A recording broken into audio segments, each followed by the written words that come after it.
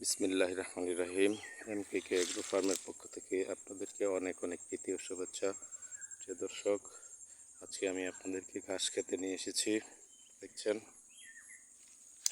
যেই ঘাসগুলো এখন আমি কাটতে গিয়ে হঠাৎ করেই আটকে উঠলাম। কী কারণে আটকে উঠলাম? ভয় পেয়ে গেলাম।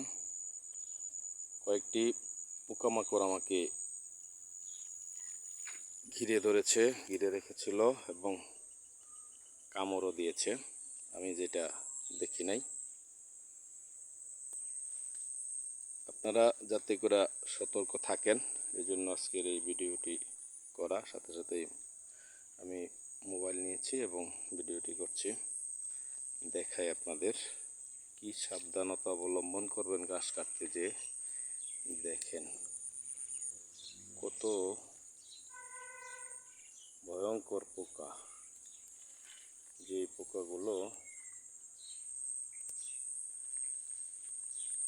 ঘাস খেতে অনেক সময় থেকে যায়, এই পোকাগুলোই আমি আপনাদেরকে দেখানোর চেষ্টা করছি একটু কাছে থেকে। খুব বেশি কাছে যাইতেও ভয় করছে, একটু লাড়া লাগলেই পোকাগুলো সব উঠে কামড় দিতে শুরু করবে। এই যে দেখেন ঘাস ক্ষেতের মধ্যে পোকাগুলো দৌড়ানো শুরু করে দিয়েছে আমাকে। আমি একটি দৌড় দিয়ে এসে গেছি। প্রিয় দর্শক,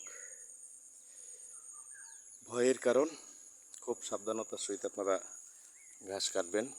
ঘাস খেতে সাধারণত এই পোকাগুলো থাকে, হলুদ ধরনের পোকা,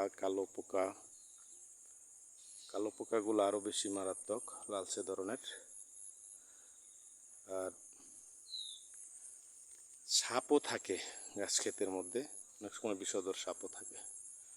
তো এই বিষয়গুলো আপনারা মাথায় রেখেই ঘাস কাটতে যাবেন।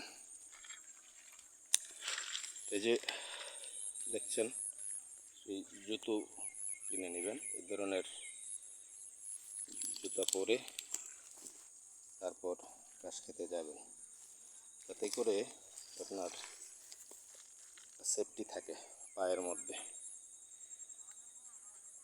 যাই হোক, সতর্কতার সহিতই সবাই ঘাস কাটবেন, এই কথা বলে সবাইকে ধন্যবাদ জানিয়ে আজকের মতো এখানেই ভিডিও শেষ করছি। আল্লাহ হাফেজ, আসসালামু আলাইকুম।